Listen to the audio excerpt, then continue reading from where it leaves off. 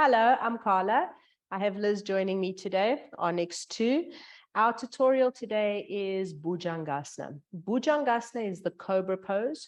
Bhujangasana is a back bend where you're pushing yourself away from the floor, so it does develop strength in the back muscles.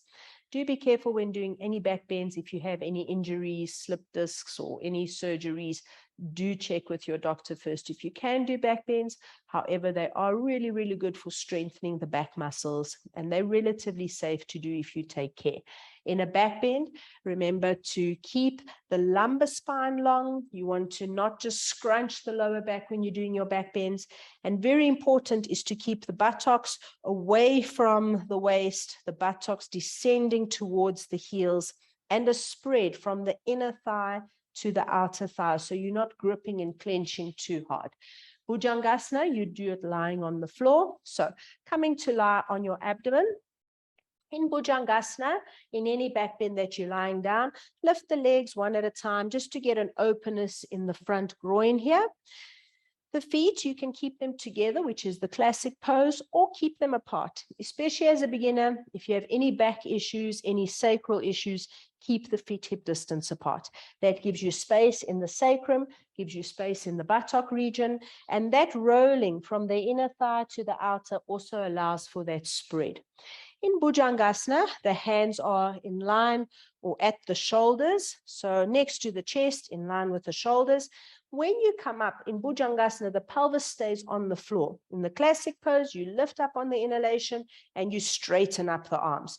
This is quite a strong back bend for some people. So especially as a beginner, you perhaps don't want to do it with the arms completely straight. On an exhalation, bend the elbows, come down slowly. So this gives you the opportunity to develop your arm strength for Chaturanga Dandasana, the push-up pose.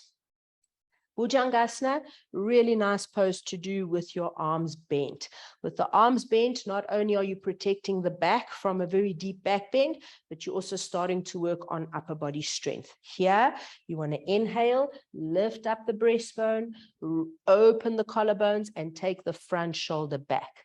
Each exhalation, let the buttocks release away from the back waist. You want the breath to move. So inhale, exhale, inhale, exhale. Might not be long, flowy breaths, but you do need to breathe in back bends. And when you're ready, you'll exhale, you'll release, and you'll come down and have a rest. At any point when you're practicing back bends, you can push back into Adho Mukha Svanasana just as a release.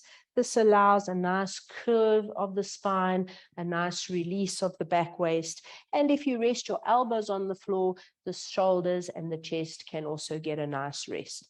The one thing you do want to be cautious of when you're doing Bhujangasana, when you lift up, don't lift the shoulders to the ears.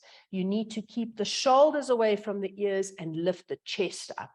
So bear that in mind when you're doing any of your back bends. You don't want to get this horrible scrunching in the shoulders. Practice Bhujangasana regularly. It is a great pose for developing mobility and flexibility in the back and also strengthening the back muscles. Thank you for joining us.